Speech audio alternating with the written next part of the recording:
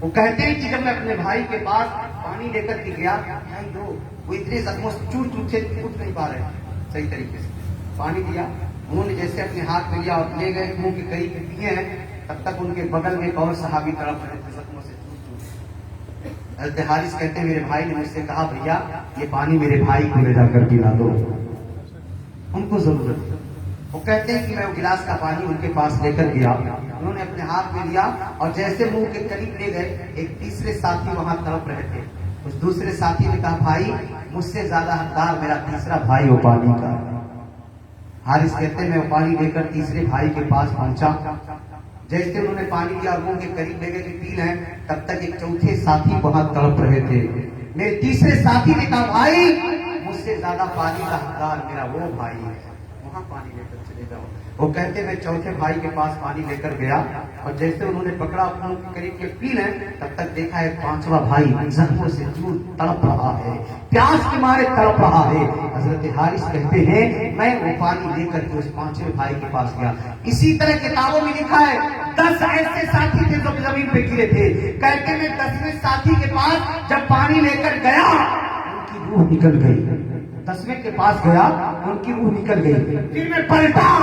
9ویں کے پاس آیا ان کی بھی روح نکل گئی، 8ویں کے پاس گیا ان کی بھی روح نکل گئی، 7ویں کے پاس گیا ان کی بھی روح نکل گئی، 6ٹھے کے پاس آیا ان کی بھی روح نکل گئی، 5ویں کے پاس آیا ان کی بھی روح نکل گئی، 4تھے کے پاس آیا ان کی بھی روح نکل گئی، 3سرے کے پاس آیا ان کی بھی روح نکل گئی، 2سرے کے پاس آیا ان کی بھی روح نکل گئی، اپنے بھائی کے پاس جاتے جاتے ان کی بھی روح نکل گئی، پانی دھڑا کا دھڑا رہ گیا۔ لیکن ایک صحابی دوسرے کے طرف، دوسرا تیسرے کے طرف، تیسرا چوتھے کے طرف، چوتھا 5ویں کے طرف، اسی طرح سے ہر ایک دوسرے کی طرف اشارہ کرتا رہا۔ کھانا کی سب زخموں سے چور تھے، سب پیاسے تھے، سب پیاس کے مارے تڑپ رہے تھے، لیکن ایک صحابی کا وقار، ایک صحابی کا رتبہ دیکھیے، ایک صحابی کی سوچ دیکھیے، ایک صحابی کا خیال دیکھیے۔ ایک صحابی اپنا جان گوارا کر دیا، اپنا جان دینا گوارا کر لیا، لیکن ایک بھائی کو پیاسا دیکھنا بڑا گوارا کر دیا۔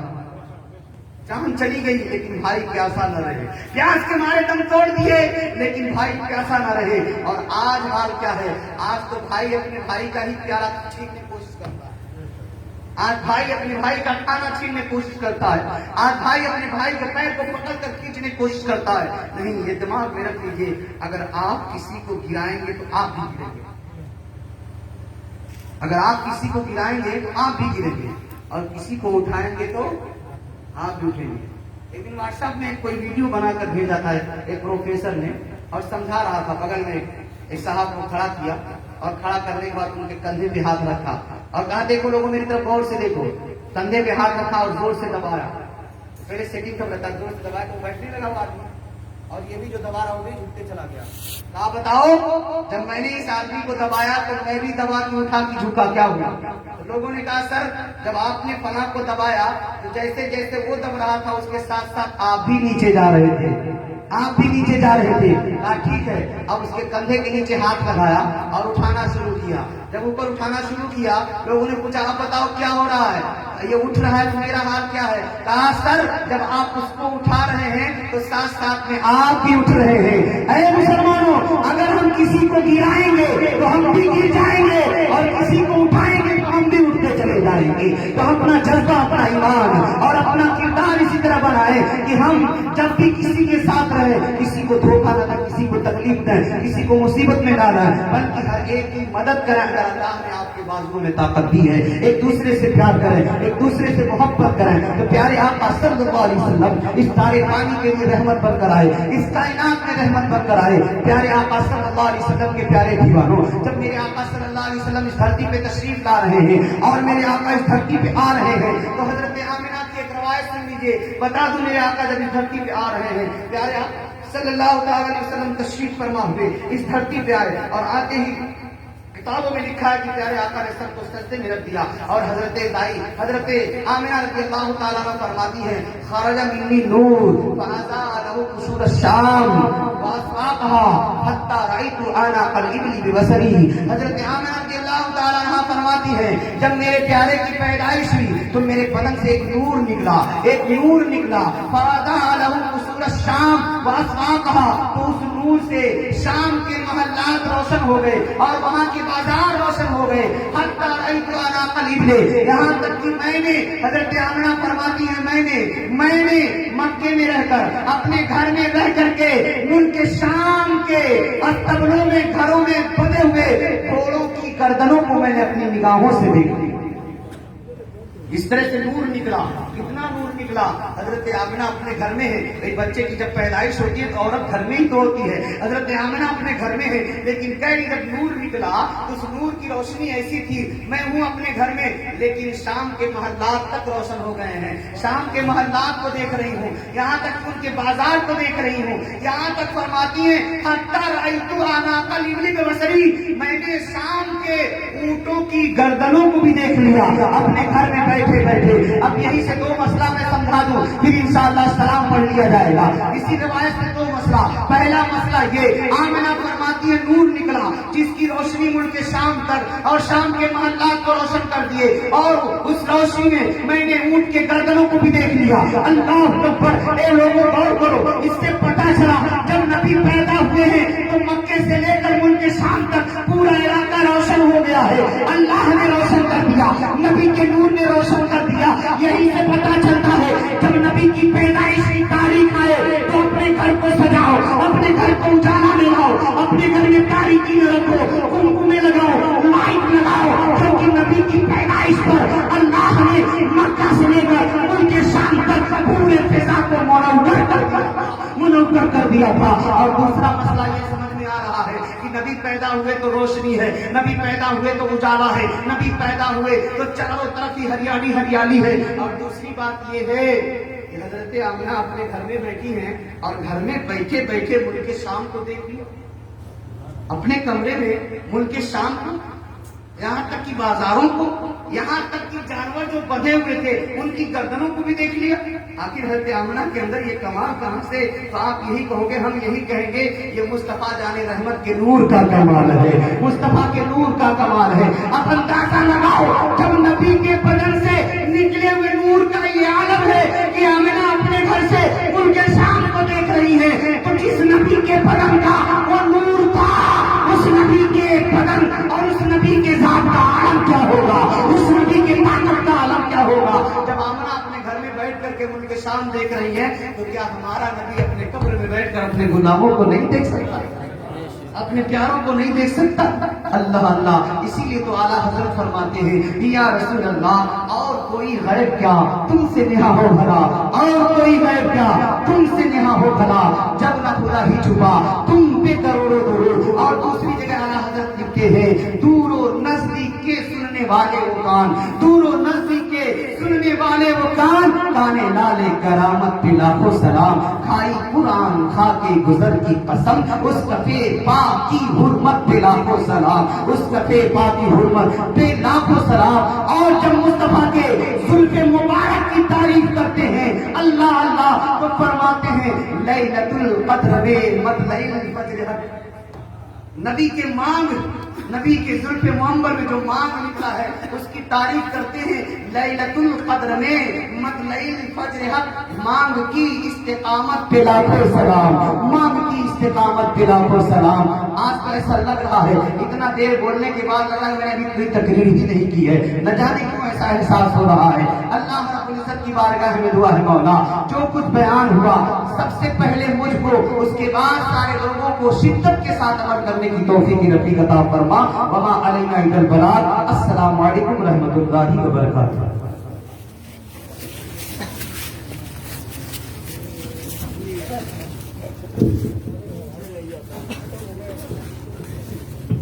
یا نبی سلام علیکہ، یا رسول سلام علیکہ، یا نبی سلام علیکہ، یا رسول سلام علیکہ، یا حبیب سلام علیکہ، یا حبیب سلام علیکہ.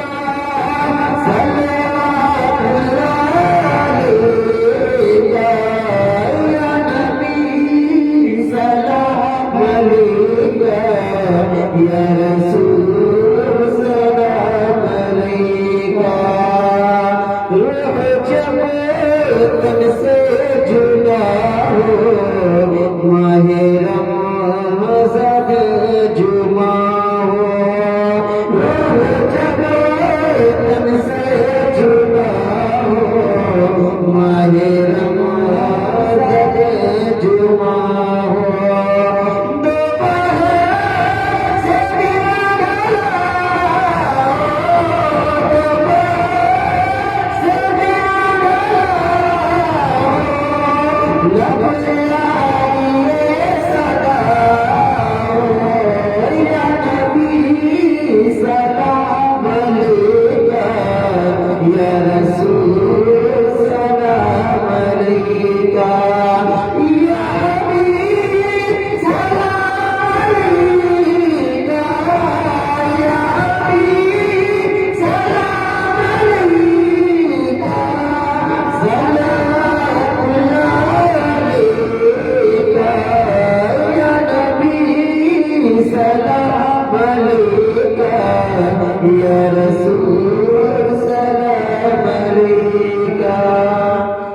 السلام عليك يا رسول الله الصلاة والسلام عليك يا حبيب الله الصلاة والسلام عليك قصر رزق الله الصلاة والسلام عليك شوقنا يوم الجزاء الصلاة والسلام عليك تهوى ياسين الصلاة والسلام عليك شفيع المذنبين الصلاة والسلام عليك أبا محمد مصطفى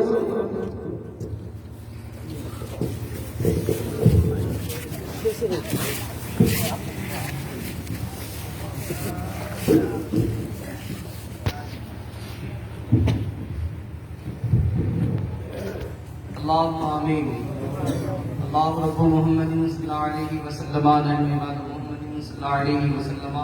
کریمہ کا سرزہ بندہ نوازہ جو ان کے تیرے تورے محبوب صلی اللہ علیہ وسلم اور ان کے پیارے صحابہ کا ذکر خیر ہے مولا اس محفل میں آغاز سے لے کر اب تک جو بھی قرآن مقدس کی تلاوت ہوئی وہ درود پاک پڑھا گیا نعت منقبت پیش کیا گیا قرآن و حدیث کی روشنی میں دین کی باتیں مولا ماہ حسن و ماہ حضرت کا ثواب کو اپنے پیارے محبوب صاحب الاولیاء صلی اللہ علیہ وسلم کی بارگاہ عالی میں قبول فرما